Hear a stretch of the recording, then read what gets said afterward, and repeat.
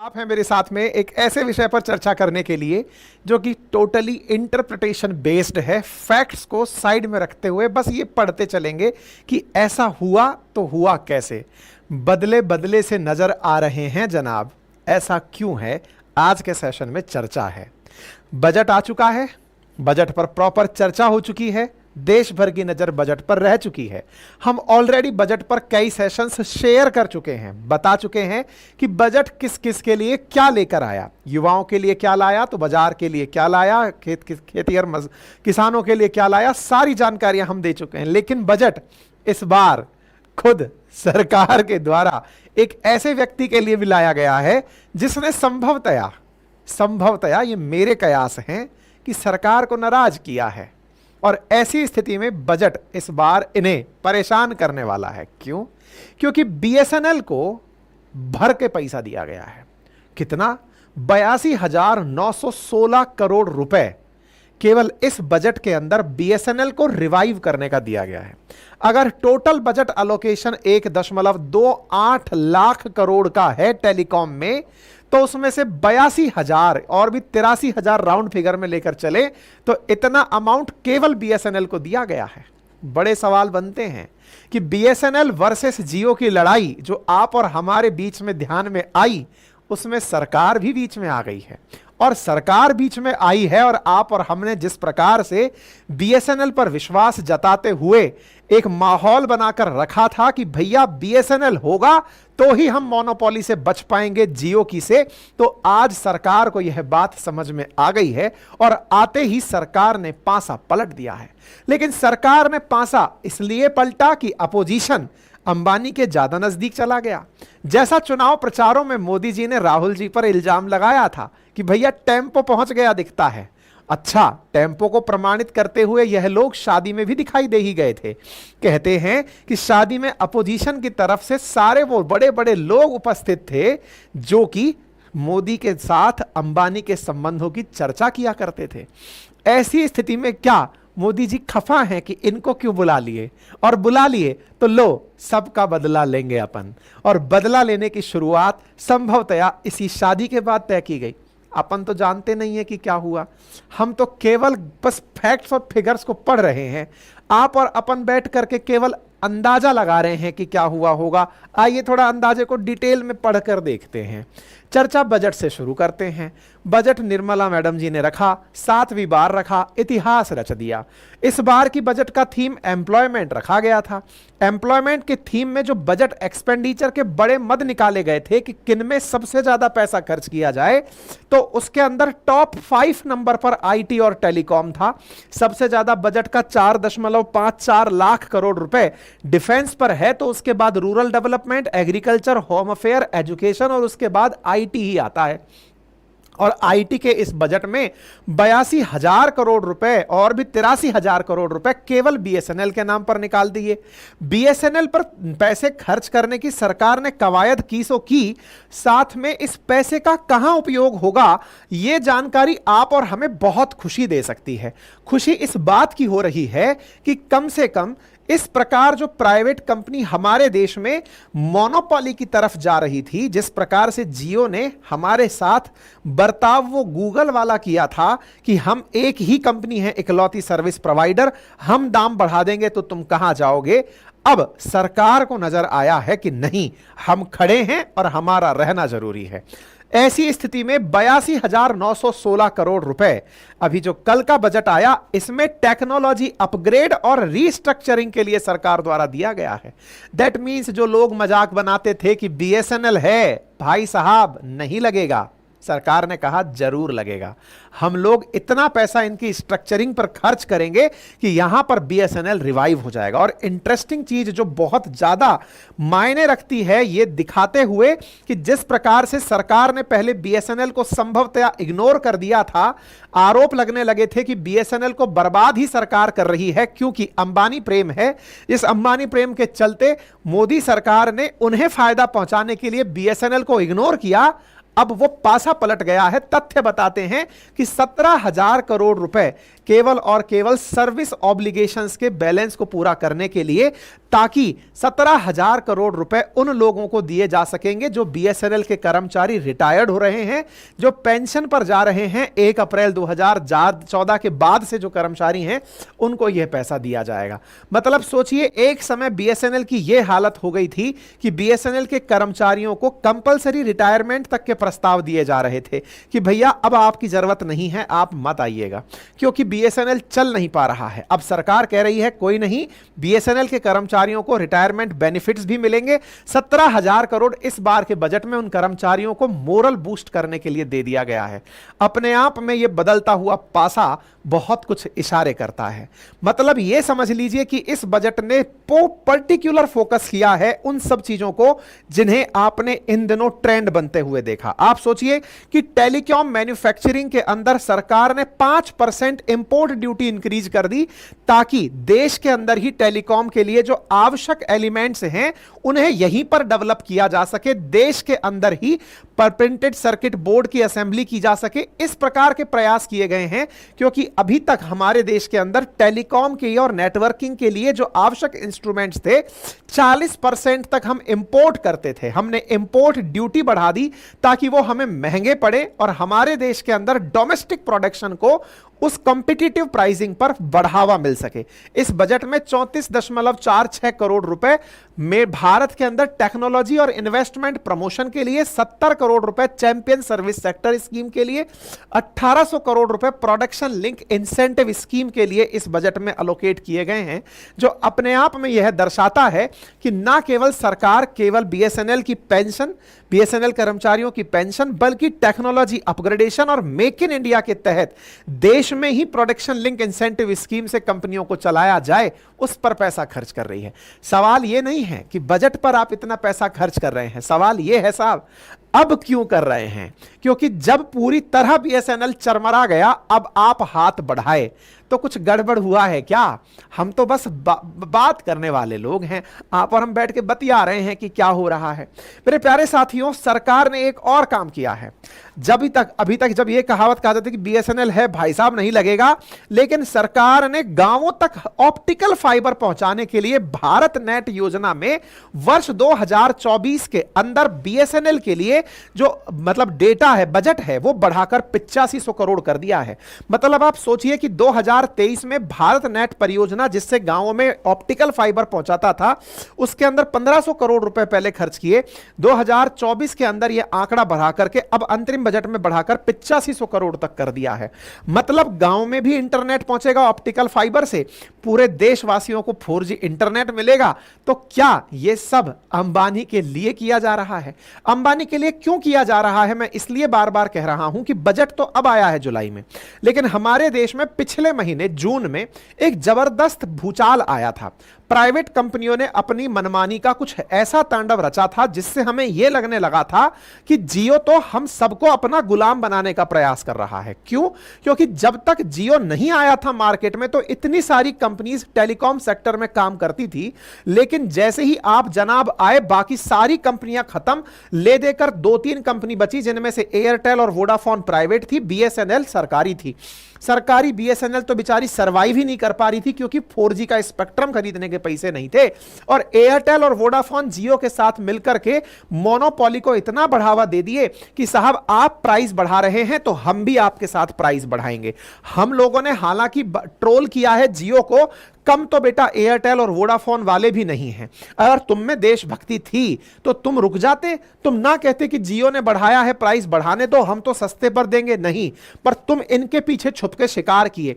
मतलब प्राइवेट सब हैं एक जैसे ही, पर कोई नहीं, तुम इनके कारण गिरे थे तो इनके कारण उठोगे, इसलिए हम तुम्हें केवल आश्रित और परपोषी मानते हैं एयरटेल। लेकिन तुम ना अगर खुद से कुछ ढंका किए होते तो तुम्हें भी इस समय हीरो बनने का मौका मिलता, लेकिन तुमने वो मौका गवा दिया। तुम सेकंड लाइन पर ही खड़े रहोगे। अब इस समय पर बीएसएनएल ने यह मोर्चा संभाला है। बीएसएनएल ने मोर्चा संभाला, इसके पीछे बड़ा कारण है, हमारे देश ने पिछले साल में एक बहुत ही गंदा अनुभव लिया है और वो है कंपनियों की मनमानी का, मोनोपोली का। आपको मैं याद दिला दूं कि जब मार्केट में केवल एक ही कंपनी हो, मतलब दिस इज माई वे और नो वे, आपके पास इकलौता ऑप्शन हो, तो कंपनियां मनमाना करती हैं। जैसे जिस माध्यम पर आप मुझे सुन रहे हैं, जिसे आप गूगल कह रहे हैं, इस गूगल ने एप्लीकेशन पर एक मतलब यह कहा था कि एप्लीकेशन के थ्रू अगर आप कुछ बाल बेच रहे हैं तो 30% तक आपको हमें देना पड़ेगा, और उसमें मतलब आइडिया था 11% से 26% तक आपको रेवेन्यू शेयर हमसे करना पड़ेगा। बड़े बड़े इंडिया के एप्लीकेशंस को गूगल ने अपने प्ले स्टोर से उठाकर फेंक दिया था और हम लोगों के पास कोई ऑप्शन ही नहीं था। हम लोग बस ये तलाशते रहे कि यार हमारे इतने सारे एप्लीकेशन उड़ गए, क्या करें। तब सरकार ने आकर के अपनी तरफ से इंटरफेरेंस किया। ये मतलब इसी साल की शुरुआत की भी बात है, हमारे इंटरनेट के इस दौर में जब गूगल ने हमारे कई एप्लीकेशंस को उड़ा दिया, देश के बड़े बड़े एप्लीकेशंस को, यह कहते हुए कि आपको इतना पैसा देना पड़ेगा अगर आप अपने एप्लीकेशन से यह सामान बेच रहे हो तो इस तरह से देश में अचानक लोगों को यह एहसास हुआ कि प्राइवेट कंपनियां तो किसी की सगी नहीं होती। पहले आती हैं सस्ते दामों पर, आकर के ये पहले इस प्रकार की प्राइसिंग लेकर आती हैं ताकि लोगों को लगने लगे कि यार ये तो हमारे लिए ही हैं। एकदम इस प्रकार की प्राइसिंग जिसे देख करके आपको लगे कि मतलब ये तो इतने सस्ते में कोई दे रहा है तो इससे बड़ा तो दिव्यात्मा कोई हो ही नहीं सकता। लेकिन जब ये अपना असली रूप दिखाते हैं तब लोगों को एहसास होता है। गूगल की दादागिरी जो थी उसको भी भारत सरकार ने रोका था और जियो की दादागिरी को भी अब भारत सरकार रोक रही है। भारत सरकार ने जियो और एयरटेल के इस टैरिफ हाइक के बाद में बीएसएनएल को पुनर्जीवन दान दे दिया है और जियो को मतलब जियो के कारण से बीएसएनएल की जो घर वापसी है अब यह तय हो गई है, आप यकीन मानिए। मैं इस बात को क्यों कह रहा हूं, बिना तथ्यों के इस बात को हम इसलिए नहीं कर रहे हैं क्योंकि जियो बायकॉट को पिछले हफ्ते अपन ने ट्रेंड कराया था और उसके बाद में बीएसएनएल पर आपको जानकर आश्चर्य होगा 27 लाख नए कस्टमर पिछले महीने, मतलब जब से अपना ये 2 हफ्ते से ट्रेंड चला है ना, 27 लाख नए यूजर्स बीएसएनएल पर पहुंच गए हैं और लगभग 2.5 लाख यूजर्स ने पोर्ट कर लिया है बीएसएनएल। और उन्हें निराशा भी नहीं होगी क्योंकि बीएसएनएल भी अब पूरी तरह कमर कस लिया है। 1000 से ज्यादा नए 4G के टावर लगा दिए गए हैं और आने वाले 2 महीने के अंदर भारत में 4G कनेक्टिविटी बीएसएनएल की जबरदस्त होगी। गांवों में, दूर दराज में, देहात में, हर जगह होगी।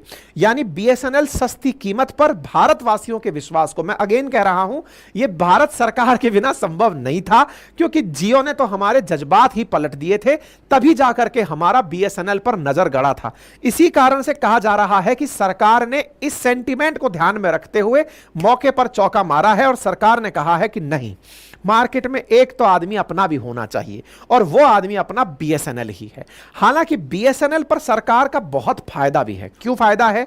क्योंकि सरकार इस तरह से मार्केट को एक फेयर कॉम्पिटिटिव मार्केट रख पाएगी। लेकिन राजनीतिक गलियारों की बात करें तो क्या इसके पीछे कोई राजनीतिक मंशा भी हो सकती है क्या? ऐसा क्यों?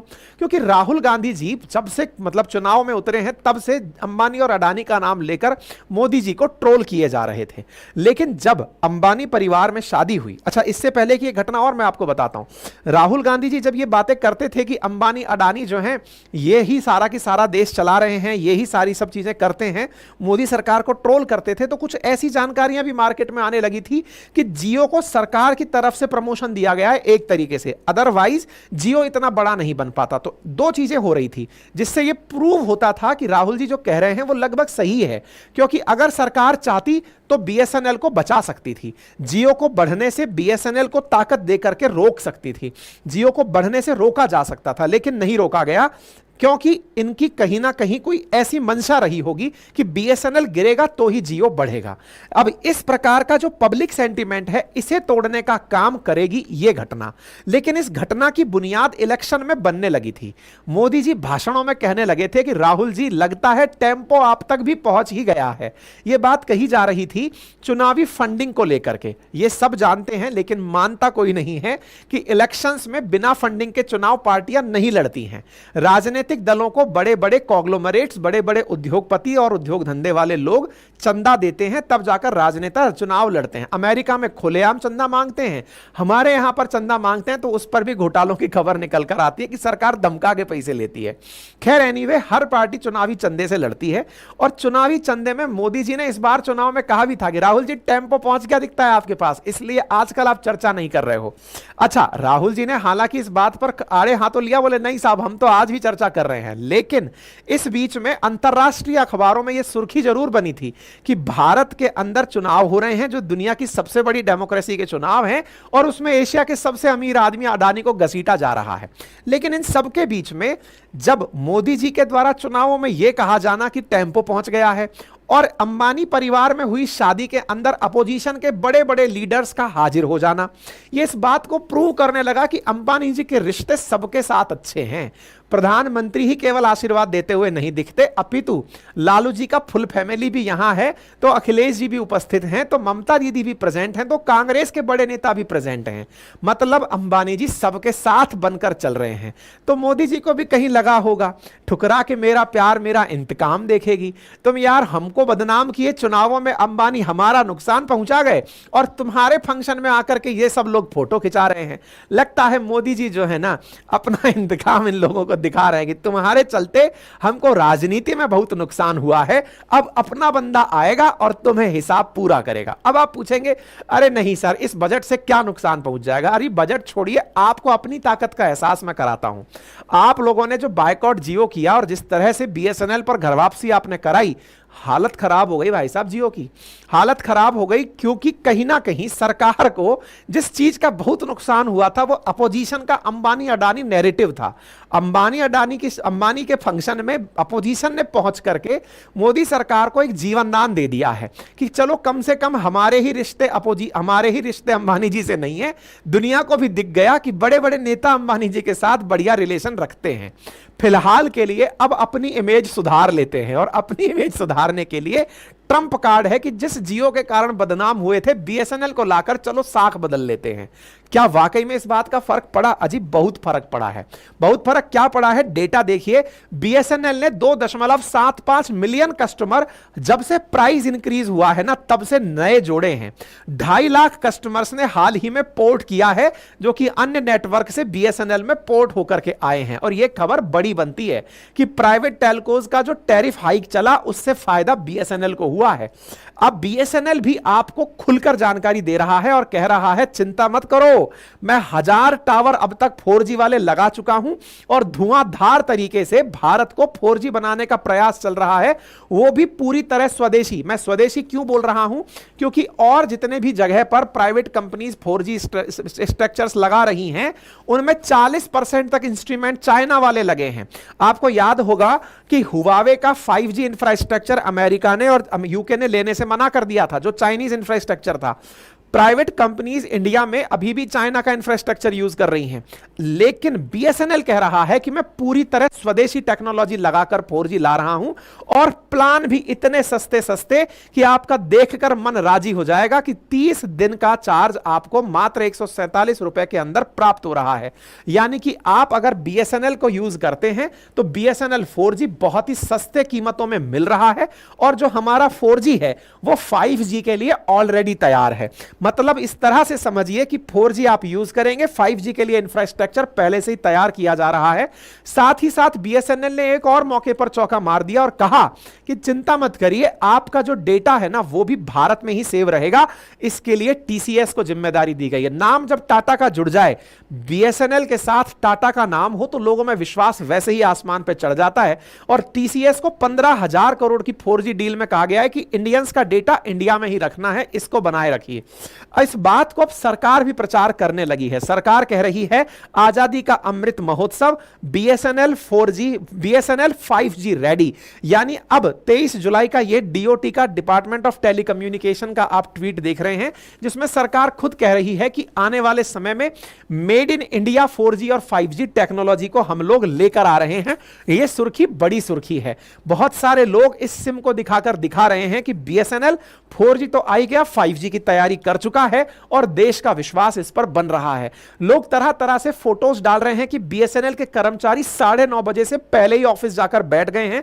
ऐसा ही एक ट्वीट कोई आईएएस अधिकारी हैं, उन्होंने अपने पोस्ट पे शेयर किया कि देखिए अधिकारी आधा घंटे पहले ऑफिस पहुंच जा रहे हैं कि साहब कुछ तो होगा।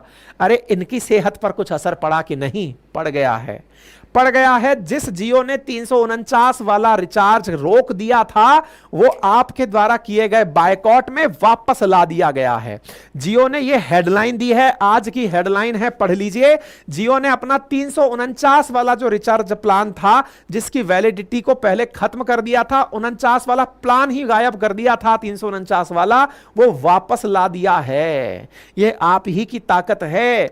आपके द्वारा जो जियो को ट्रोल किया गया उसका परिणाम यह निकला कि बीएसएनएल को, जियो को झुकना पड़ा और झुक करके अपने पुराने प्लान वापस ले आया। अखबारों की हेडिंग बना दिया कि हम 349 वाला प्रीपेड प्लान वापस से अपडेट कर दिए हैं, चिंता मत करिए रिलायंस जियो आपका प्लान वापस आ गया है।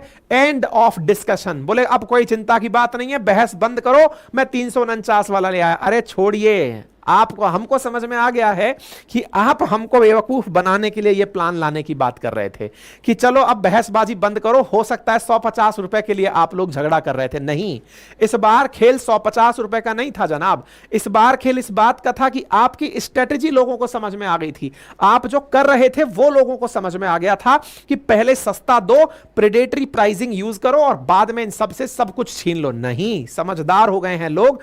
आपका यह प्लान सस्ता है लेकिन ये झुकने के कारण है, आप झुके हैं इसलिए प्लान सस्ता किया है। लोग छोड़कर आपको दूसरी जगह जा रहे हैं इसलिए सस्ता किया है। और हां, इस बजट में इतना फंड अलोकेट हो गया है कि अगर बीएसएनएल खड़ा हो गया ना तो भाई साहब जियो आपको तो जीने नहीं देगा।